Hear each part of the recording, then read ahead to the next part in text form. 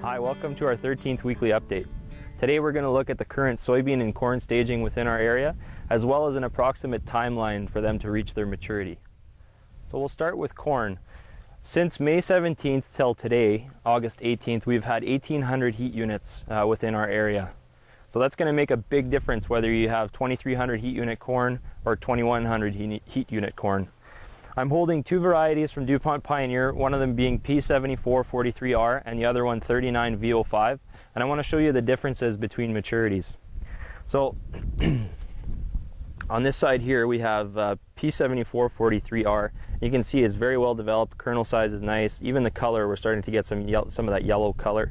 So this is between the milk and dough stage, and this is a very early corn. So to compare it to a 39V05, which is a little bit later, this one is between the milk and blister stage, so it's a little bit further behind. So this, between milk and blister, we've got about 48 days left before we reach maturity and get that black layer and 35% corn that we're looking for. This one, we're about 40 days away from that. So it just gives you an idea of how much of a difference there is between the two. Now the important thing to remember is that once we get to 35% moisture, that's not where it ends. You know, characteristics of certain corn hybrids will dry down a lot faster, and the P7443R being one of them. It's going to allow you to enter the field a lot sooner and also harvest a lot drier corn for the bin this year. This is 900Y61 from DuPont Pioneer. I would say that this is the average within the area for a mid-season soybean. We've looked through the plot and we've found that there's a long pod at the top, a fully developed pod, not the seed, but the pod's fully developed. So it brings us to R5 to 5.5. Now, after talking to some of our colleagues at DuPont Pioneer, we've determined that something like this, depending on weather of course, will be about 30 days away from full maturity. And by full maturity I mean the leaves have dropped and 95% of the pods have changed color.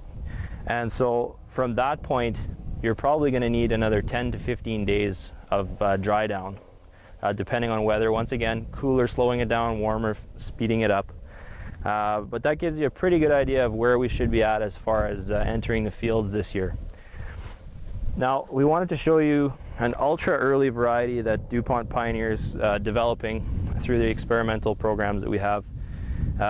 This soybean was planted at the same time as the 900Y61, but we have full seed at the top of the plant.